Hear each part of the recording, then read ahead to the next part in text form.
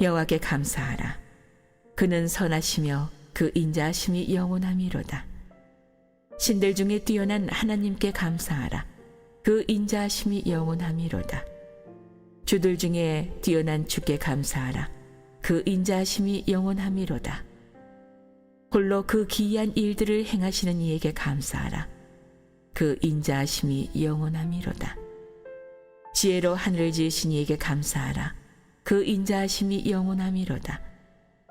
땅을 물 위에 펴신 이에게 감사하라. 그 인자하심이 영원함이로다. 그 빛들을 지으신 이에게 감사하라. 그 인자하심이 영원함이로다. 해로 낮을 주관하게 하신 이에게 감사하라. 그 인자하심이 영원함이로다. 달과 별들로 밤을 주관하게 하신 이에게 감사하라. 그 인자하심이 영원함이로다. 주일 예배 오신 성도님들을 주님의 이름으로 환영합니다. 서로 인사하며 권면하겠습니다. 오직 한 분 하나님만 찬양합시다. 한 번 더 인사할까요? 오직 한 분 하나님만 찬양합시다. 창조주 하나님이 나의 하나님이심을 믿음으로 고백하며 오직 하나님께 영광 돌리는 거룩한 예배 드리기를 소망합니다. 40일 새벽 예배가 벌써 절반을 지나 오늘이 21일째 되는 날입니다. 전반전이 끝나고 이제 후반전에 들어서게 되었는데 처음 결단이 끝까지 지켜지기를, 혹은 아직 결단은 하였으나 실행되지 못한 결단이라면 남은 시간 기도의 자리를 통해 하나님의 은혜를 누리시는 그런 시간 되시기를 소망합니다. 오늘 새벽 본문 말씀 가운데 제자들이 자신들의 능력 없음에 대해 예수님께 물었을 때에 예수님께서 말씀하신 기도 외에 다른 것으로는 이런 종류가 나갈 수 없느니라는 말씀과 같이 우리의 삶은, 우리의 신앙의 여정은 오직 기도만이 우리의 삶의 시작이며 과정이고 끝임을 믿음으로 기도하며 하나님의 일하심을 경험하는 강서중학교의 모든 성도들 되시기를 바랍니다. 오늘 우리 일부 예배 계신 우리 권사님이신데요. 새벽 예배가 시작이 됐는데 새벽 예배에 나오셔서 제가 궁금했었습니다. 어떻게 오셨지? 아니, 권사님이 교회 새벽 예배 왔는데 어떻게 왔냐니 질문이 좀 이상하긴 해요. 뭐 당연히 와야죠. 예, 근데 그 이유는 거리가 엄청 멀어요. 그래서 저는 이 시간에 대중교통이 없는데, 그래서 그렇다고 가서 어떻게 왔냐고 묻기도 좀 이상하고 그렇잖아요. 아, 잘 오셨지 뭘 어떻게 와? 어떻게든 오면 되죠. 예. 그래서 이제 나중에 이렇게 슬쩍 다른 분들한테 물어봤어요. 그 권사님 어떻게 오시냐고. 그랬더니 새벽 예배를 오고 싶은데 차편이 없어서 못 온다는 얘기를 듣고 그 마을의 마을장 권사님이 거기를 데리러 간 거예요. 그래서 거기에서 태워서 매일 오는데 하루도 안 빠지고 오세요. 예. 여러분 들으라고 하는 소리는 아니고, 예. 그래서 사실 신앙은 거리의 문제나 환경의 문제는 결코 아닙니다. 사모함의 문제지, 간절함의 문제지, 기도할 제목이 있느냐의 문제지, 사실 우리가 문제라고 말하는 것들이 문제가 아닌 경우가 사실 허다하게 많더라는 생각을 하게 됩니다. 각자 여러분의 환경과 또 여러분의 또 어려움이 있는 줄 압니다. 40일을 꽉 채워야 하나님이 복 주시고 그런 거 절대 아닙니다. 하나님이 나를 너무 사랑하셔서 잠을 주신다. 그럼 푹 주무셔도 괜찮습니다. 그러나 하나님 앞에 구할 바가 있고 또 하나님을 만나는 기쁨이 있다면 주의 성전에 나오실 것을 또 권면드립니다. 이제 새벽에 남은 절반 정도가 오늘 포함해서 남았는데요. 40일의 기도가 여러분의 사모함의 자리이기를 바라고 40일의 기도가 하나님 앞에 기도할 이유가 분명히 있음을 아는 가운데 드리는 기도이기를 바라고, 40일의 기도가 어떤 사람의 열심이 결코 되지 않기를 바라며, 40일의 기도가 은혜를 사모함으로 엎드리는 가운데 하나님의 음성 듣고 또 하나님이 주시는 은혜를 경험하는 하나님의 일하심에 참여하는 아름다운 그러한 기도의 자리 되게 하시길 간절히 소망합니다. 이 남은 은혜의 자리 또한 주께서 여러분들에게 건강도 주시고 믿음도 주시고 마음도 주시고 환경도 주시고 교통편도 허락해 주셔서 하나님 앞에 기도하는 자리가 더욱 풍성해지는 그런 은혜의 시간 될 수 있기를 소망합니다. 특별히 마을별 새벽 예배가요, 순위가 있어요. 나오면 1점, 특송을 하면 또 1점. 근데 의도치 않게 한 마을이 독보적으로 1등을 하고 계셔가지고 지금 좌절하시는 분들이. 근데 사실 이 마을은 도대체 뭔데 이렇게 1등을 하나 제가 봤어요. 그랬더니 이게 뭐든 하루아침에 되는 게 아니에요. 그 마을은 40일을 하던 말던 그냥 365일 새벽 예배 들으시는 분이 많이 계세요, 거기. 그러니까 그냥 1등을 하더라고요. 그래서 1등 할 때가 1등 한다, 그런 생각이 들었어요. 그러니까 남 1등 하는 거 배 아파하지 마시고 1등은 정해졌구나, 그냥 내버려 두시고 2등을 해야 되겠다. 그런 마음으로 열심히, 뭐 등수가 중요하겠습니까? 중요할지도 몰라요. 무슨 선물이 나가는지 또 압니까? 그런데 경쟁이 아니라 마을이 함께 기도의 자리를 사모하자. 그러니까 다른 마을이 몇 등이냐 그거 보지 마시고 우리 마을이 함께 기도하는 마을이 되자. 그냥 나 혼자 열심히 기도하는 신앙생활 말고 우리가 함께 기도하는 신앙생활 하자. 그런 의미로 함께 마을을 세워가고 함께 마을이 새벽에 교회에서 만나면 얼마나 좋아요. 우리 가면 다 벗고 오는 시간이잖아요. 그냥 있는 그대로의 모습 하나님 앞에 나와서 기도하는 시간. 우리의 마을이 하나님 앞에 기도하는 마을이 되는 하루의 첫 시작을 함께 마을 구성원이 만나서 우리 마을을 위해, 교회를 위해, 우리의 가정을 위해, 개인의 문제를 위해 서로 나누고 기도하는 시간, 얼마나 귀하고 좋습니까?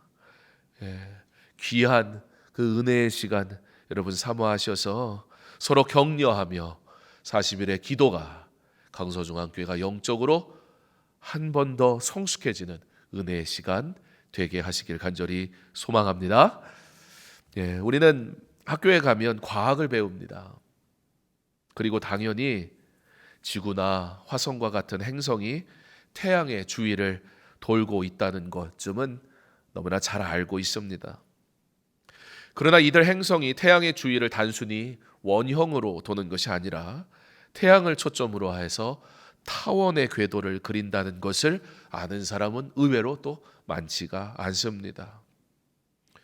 이것이 바로 그 유명한 행성에 관한 케플러 법칙 가운데 하나입니다. 케플러 법칙이라는 것은 그 법칙을 만든 사람의 이름을 딴 것입니다. 요한 케플러. 그는 뛰어난 수학자였고요, 천문학자로 현대 천문학의 기초를 닦은 사람이었습니다. 원래 목사가 돼야 되겠다 그런 마음을 가졌었다가 하나님이 주신 지식이 있고 지혜가 있으니 내가 이것으로 하나님의 위대하심을 세상 가운데 보여주고 싶다, 그런 소망을 가지고, 여러분 다 목사의 길 가야 되는 거 아니에요. 목사가 돼야 더 위대한 사람이 되는 것도 결코 아니에요. 하나님은 우리 각자에게 주신 부르심이 있습니다. 그 부르심을 통해 하나님은 그 자리에서 하나님께 영광 돌리라고, 세상은 뭐 위대한 또는 별 볼 일 없는 그런 직업으로 나눌지 모르지만 하나님은 그러지 않으세요. 하나님은 내게 허락하신 그 자리에서 하나님께 영광을 돌리는 그 사람이 위대하다 말씀하시지, 세상이 말하는 가치 있는 것으로 하나님은 결코 판단하지 않으십니다. 그래서 케플러가 목회자가 되기를 소망하는 마음이 있었으나 그가 공부를 하는데 공부를 잘했어요. 아, 이것이 내가 하나님께 영광 돌릴 수 있는 길이구나 라는 것을 알고, 하나님 내게 지혜를 주세요. 그래서 내가 사람들이 알지 못하는 이 우주의 신비를 하나님께서 알게 해주셔서 나로 하나님이 누구이신가를 밝히 보여줄 수 있는 그런 사람이 되게 해주세요. 그는요, 과학을 연구하는데요, 날마다 하나님 앞에 기도했어요. 하나님 내게 깨닫게 해주세요. 하나님 내게 알게 해주세요. 인간의 지식으로 알 수 없는 이 사실을 나에게 알려주세요. 그래서 내가 하나님의 위대하심을 이 과학으로 보여줄 수 있게 해주세요. 뛰어난 과학자, 그러나 그는 누구보다 뛰어난 영성을 가진 사람이었고, 누구보다 처절하게 하나님 앞에 기도하는 사람이었습니다. 그의 마음의 소원대로, 그의 기도대로 하나님이 응답하셔서 현대 천문학의 기초를 닦는 위대한 하나님의 사람이 되게 하십니다. 그는 가난한 가정에서 태어났습니다. 심지어 몸이 너무나 약했어요. 그래서 어릴 때 안 죽으면 다행인 질병에 시달리며 살았습니다. 당시에 그가 살았던 시대는 카톨릭이 주류였어요. 그런데 그는 기독교 가정에서 태어났습니다. 그 기독교 믿음의 가정에서 믿음으로 자라면서 오히려 그의 연약함은 그러므로 전적으로 하나님의 은혜를 의지할 수밖에 없는 이유가 되었었고, 그는 기도하며 하나님이 내게 학업에 달란트를 주셨으니 내가 이것을 정말 최선을 다하자. 훗날 그는 위대한 천문학자가 되었습니다. 신실한 그리스도인이었던 케플러는 그의 책 우주의 신비에서 하나님의 섭리가 나와 함께 하셨기 때문에 사람들이 결코 발견할 수 없었던 것을 내가 발견하게 되었다고 믿습니다. 그 이유는 만일 코페르니쿠스, 지동설을 가장 먼저 이야기한 사람, 이 코페르니쿠스의 영향을 받은 사람이 갈릴레오입니다. 그리고 케플러가 영향을 받게 됩니다. 이 코페르니쿠스가 말한 것이 참이라면, 지동설이 맞다면 태양을 중심으로 모든 은하계가 움직인다는 것. 당시에는 지동설이 아니라 천동설, 지구가 중심이다 그랬거든요. 만약에 코페르니쿠스의 말이 참이라면 내가 그것을 입증할 수 있게 해달라고 내가 열심히 공부했다, 그게 아니라 하나님께 끊임없이 나는 기도했기 때문에 하나님께서 내게 알게 하셨습니다 라고 고백합니다. 그는 그의 마음에 늘 품고 살았던 성경 한 구절이 있었습니다. 시편 19편 1절입니다. 하늘이 하나님의 영광을 선포하고 궁창이 그 손으로 하신 일을 나타내는도다. 그는 하늘을 바라보며 이 위대한 우주의 신비를 바라보며 그곳에서 하나님의 위대하심을 발견하는 사람이었어요. 과학자들은 자기의 지식을 가지고 자기가 아는 그것 가지고 하나님 한번 알아보겠다고, 그런데 그는요, 하늘을 바라보면 하나님이 보이는 거예요. 하나님의 위대하심이 보이는 거예요. 하나님의 일하심이 보이는 거예요. 하나님, 이 위대하신 하나님의 일을 내가 알게 해주세요. 시편의 이 말씀은 케플러의 천문학 연구에 있어 일생의 중심 사상이었습니다. 여러분이 하는 모든 일들 가운데 말씀이 중심이 되고 있습니까? 여러분이 옳다고 여기고 여러분이 맞다고 생각하는 그 모든 일이 하나님이 옳다고 하시는지 물어본 적 있습니까? 하나님 중심으로 생각하는 것, 이것은 모든 신앙의 시작입니다. 그는 하늘에는 눈에 보이는 질서가 있다는 신념이 확고하였고, 왜냐하면 하나님은 질서의 하나님이시니까요. 창세기를 읽어보면, 하나님의 창조를 읽어보면 하나님은 너무나 질서 있는 하나님이에요. 자, 질서 있는 하나님이 만드신 우주라는 것을 내가 믿는데, 그의 신앙의 고백이 우주를 일반 과학자들의 눈처럼 보지 않고 하나님의 방식대로 보게 한 거예요. 저 우주에는 반드시 질서가 있다. 왜냐하면 하나님이 질서가 있으신 분이시니까. 그 질서, 하나님의 질서에 대한 신념이 확고했고, 그 질서가 창조주 하나님이 베푸신 질서임을 그는 믿었습니다. 그러므로 그는 언제나 이렇게 신앙 고백을 하였습니다. 우리들 천문학자는 우리들 스스로의 영광을 위해서가 아니라 하나님의 영광을 위해 자연이라는 책에서 무언가 찾도록 허락된 지극히 높으신 하나님의 종들일 뿐이다. 천문학자는 하나님의 질서를 발견하라고 부름받은 사람들이다. 여러분, 여러분의 일터가, 여러분의 직장이 바로 그 하나님의 위대하심을 나타내고 하나님의 영광스러움을 선포하라고 허락하신 자리인 것을 믿으시기 바랍니다. 그곳에서 하나님을 위해서 일하세요. 그곳에서 하나님의 이름을 나타내세요. 그곳에서 하나님의 위대하심을 증거하는 믿음의 사람으로 사세요. 내게 주어진 일터가 하나님의 종으로 살아가도록 허락하신 자리라는 것을 기억하시기 바랍니다. 우리는 우리가 하는 학업, 직업의 모든 일들을 통해 하나님의 일하심을 바라보며 하나님의 인도하심을 고백하며 하나님의 영광을 위해 일하는 일꾼임을 고백하며 살아가야 합니다. 하나님을 믿는 삶과 우리의 일상은 그러므로 결코 나뉘지 않는단 말입니다. 여기서 찬양하는 여러분은 여러분의 일터에서도 찬양하는 자란 말입니다. 여기서 신앙 고백하는 여러분은 여러분의 일터에서 하나님은 나의 아버지이시며 예수님은 나의 구원자이시고 성령님은 하나님으로 나와 영원토록 함께 하시며 나를 인도하시는 분이십니다 라는 이 고백이 여러분의 일터 가운데 고백되어져야 한단 말입니다. 케플러는 하나님의 지혜를 따라 그에게 주신 지식으로 하나님의 위대하신 일을 발견하며 살아가는 사람이었습니다. 우리의 일상이 위대하신 하나님이 함께 하시는 은혜의 날들이 되기를 소망합니다. 이러한 신앙의 사람 케플러에게는 우리에게도 그렇듯 주변에 하나님의 창조를 부인하는 친구가 있었습니다. 하루는 케플러가 태양계의 모형을 멋지게 만들어서 친구에게 보여주었습니다. 친구는 위대한 천문학자 이 케플러, 그가 만든 것이니까 뭐 기본적으로 신뢰가 가고 또 굉장히 이게 복장미묘하게 만들었어요. 제가 화면을 하나 보여드렸어야 되는데 이거 전달을 안 해가지고 제 여기에는 있는데 보여드릴까요? 이렇게 생긴 게 있어요. 잘 안 보이죠? 9시 반 예배부터는 화면에 보여드리는 걸로 그렇게 하고, 여하튼 복잡하게 생겼어요. 저 같은 사람 절대 못 만들어요. 그냥 이런 모형 만드는 키트가 있어서 만들려고 해도 야 이게 뭐야 그러면서 어디에 붙이는 거야 그러고 아마 못 만들 거예요.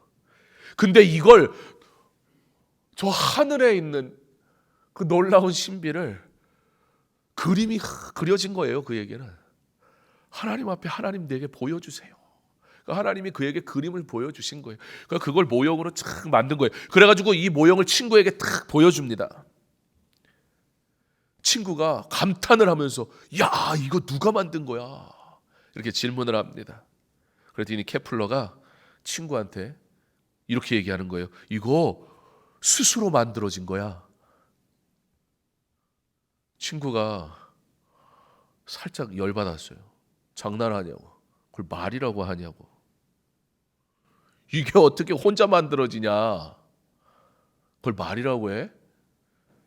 기다렸다는 듯이 케플러가 이렇게 얘기합니다. 이렇게 작고 보잘것없는 장난감도 만든 사람이 있는데 이 거대한 우주 만물이 창조주 없이 어떻게 생겨나고 질서 있게 움직일 수 있겠는가? 세상에는 우리가 이해할 수 없고 볼 수도 없으니 하나님이 계시지 않는다고 주장하는 사람들도 있습니다. 그러나 여러분, 오히려 신이 우리가 이해할 수 있는 수준의 영역에 있다면 그가 어찌 신이 될 수 있겠습니까? 사람은 그렇게 내 상상 속에서 가능한 신을 만들어서 결국은 내 손에 움켜쥐고 신을 원하는 게 아니라 그저 내 평안을 원할 뿐이에요. 나를 위해 신이라는 존재를 우상으로 만들어냈고 이게 신이야 그러면서 그저 위로를 얻으며 막연한 소망을 가지며 살아갈 뿐입니다. 또는 그마저도 싫다면 내 주먹을 믿으라 그러면서 여전히 벌벌벌 두려움 속에 살아가지요. 그러나 내가 알 수 없으니 하나님이 계시지 않는다는 주장이나 작은 물체도 만든 사람이 있는데 하물며 거대한 우주 만물이 스스로 만들었다고 말하는 얼떨결에 어쩌다 보니 우연히 생겼다는 진화론이야말로 허무맹랑한 말일 뿐입니다. 히브리서 3장 4절에는 집마다 지은 이가 있으리 만물을 지으신 이는 하나님이시라고 말씀합니다. 뭐 예수를 안 믿는다고 해도 신앙이 없다고 해도 무턱대고 우연히 어쩌다 보니 생겼다는 진화론을 믿는 것보다 오히려 천지를 지으신 이가 계시다는 창조론을 믿는 것이 더 합리적이지 않습니까? 우리는 천지를 창조하신 하나님을 믿습니다. 천지를 창조하신 하나님께서 인간을 창조하심, 즉 저와 여러분을 창조하신 것을 믿습니다.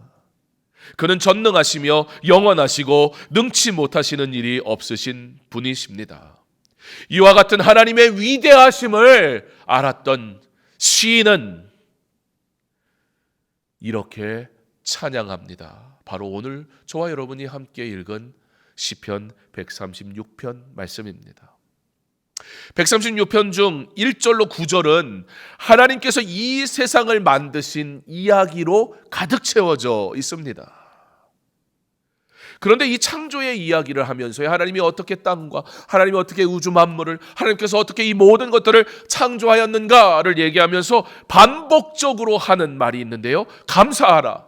그 인자하심이 영원함이로다. 시인은요.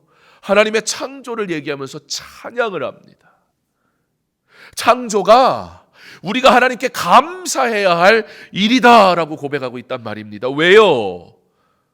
창조가 하나님의 은혜이기 때문입니다. 왜 은혜일까요? 창조? 그거 그냥 하나님이 원해서 하신 거잖아. 나랑 무슨 상관이 있지? 하나님께서는 여러분 창조가 아니어도 영원토록 영광을 받으실 존재이십니다.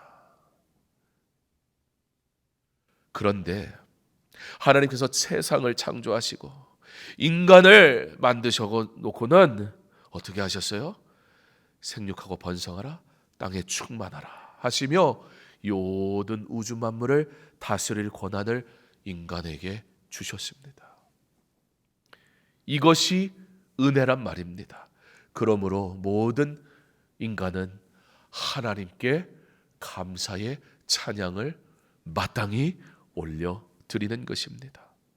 내 것이 아닌데 내게 누리게 하신다면 여러분 그것이 당연히 감사의 조건이 아니고 무엇이겠습니까?